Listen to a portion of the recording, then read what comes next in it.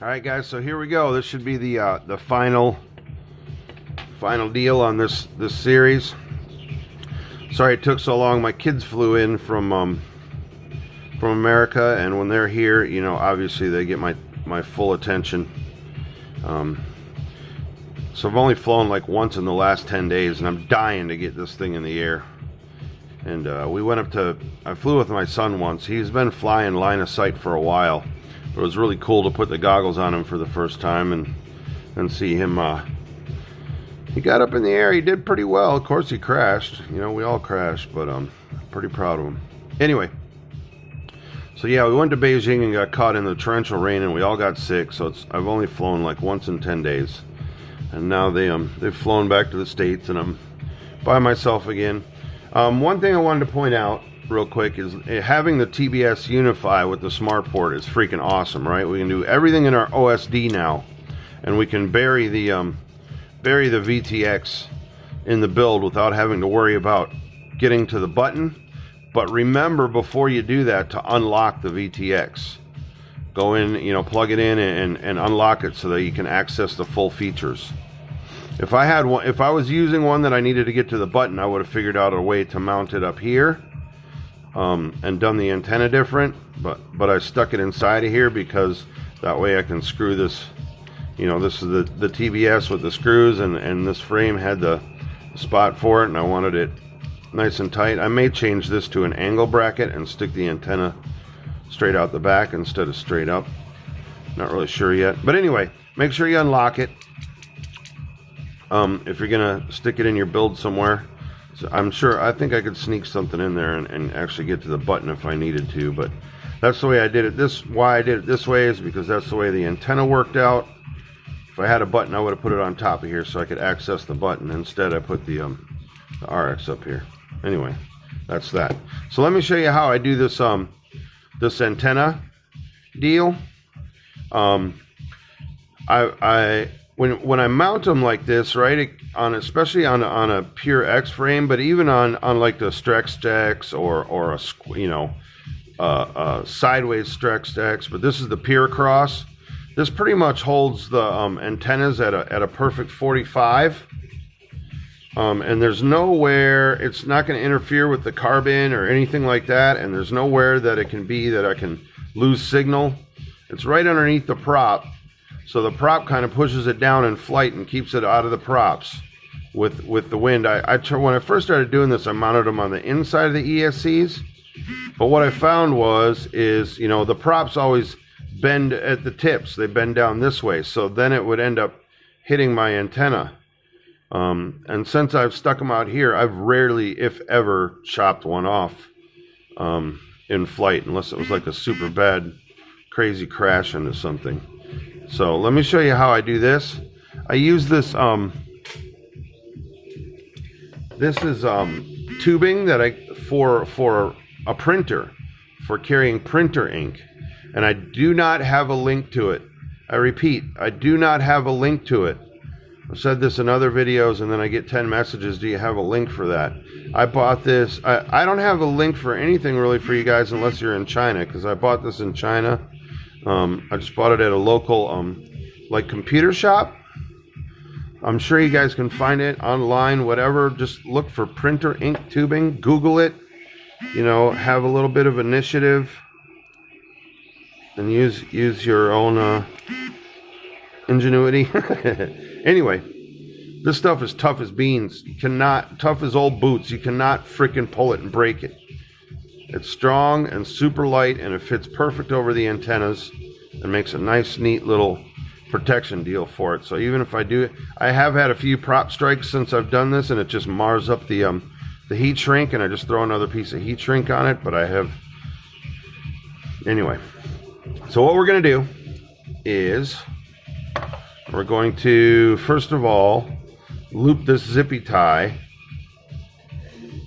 Excuse me. Like I said, I'm still a little bit sick from the from being caught in the torrential rain in Beijing at the wall. We're just going to loosely put the zoopy. Hang on, zoopy, hang on. Anyway, put this loosely over the arm, like so. Then I'm going to take my antenna here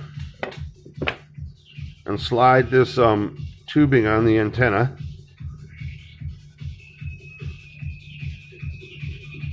Like so, just so the little tip of it is sticking out. This is the only part that receives signal. Well, transmits if you're using telemetry, but that's the only part. You don't need this whole thing sticking way up in the air for it to fall down in the props and get chopped up. The only thing you need to have exposed out and clear, and also make sure this is straight. You know, that's why we're going to use the zippy tie to hold this straight. I see guys just sticking these things up and they're all crinkled up like in the air. This is designed to shoot a straight signal off. If you have it all curled and crinkled up and messed up, it's going to impede on your signal, and the probability of fail-safes is going to be higher because it's designed to shoot a signal straight off the sides. So if you have it crinkled, you're shrinking that signal. So anyway, enough preaching. So what we're going to do is slide this through the loop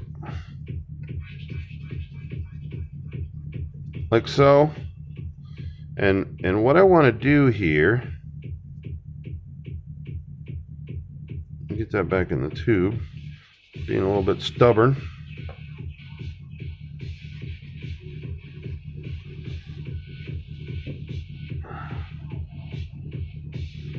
What I'm going to do here is I'm going to cinch the zippy tie onto the tubing to cinch this tubing to the arm. You guys with me on that part? So we get that in there through the zippy tie.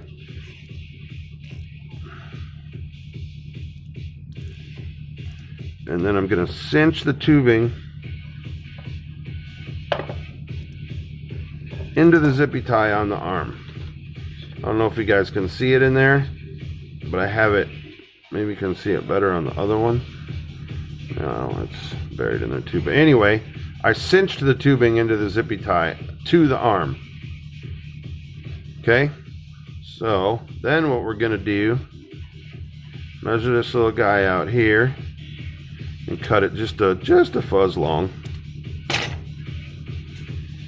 Again, excuse me, I'm still a little bit clogged up from the rainstorm. Put this on the zippy tie and put our heat shrink on here.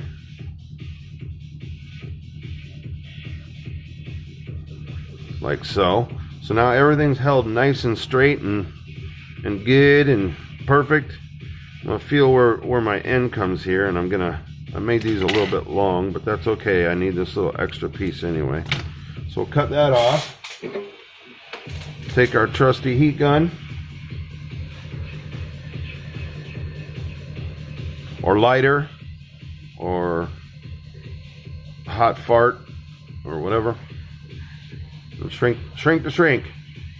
Shrink to shrink.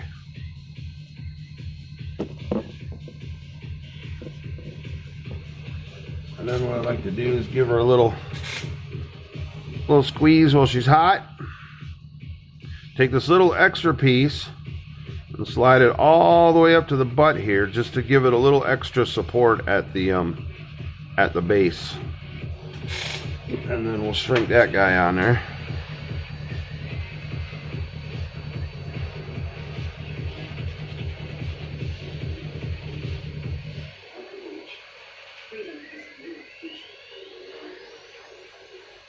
Like so. Alright, so there we go. There's our antennas mounted up.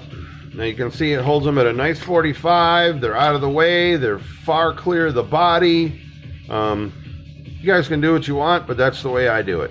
We'll just have the tips exposed out here. That needs to send, receive signal. If you have telemetry, send. If you don't, it's only receiving. But that's it. It's nice and stiff on use a decent size stiff zippy tie, so it's nice and stiff on there. And then all it's going to do when the props are spinning is blow down a little bit and stay clear of the props. All right, so there's that. So we're ready to plug this thing into the computer now. So I'm gonna pause this video just for a second so I can get the phone set up, so you guys can see the computer screen. And then we're gonna flash it, check the ESCs, get everything set up, smart port, blah blah blah blah. I'm gonna show you all that, right? Even though I've done the thing with the Matek board, I told you guys I was gonna bring you all the way through to flight on this, so we're gonna do that, and we're gonna fly this thing today. Yes. Gonna start out with these Dow Cyclone 5050s, being that these are 2750 kV motors, 2305s. So they're absolute they should be absolute beasts. And I think being that they're a 2750, a tri-blade isn't really necessary, but we'll find out when we get there. All right, so hang on just a second while I get everything reset up.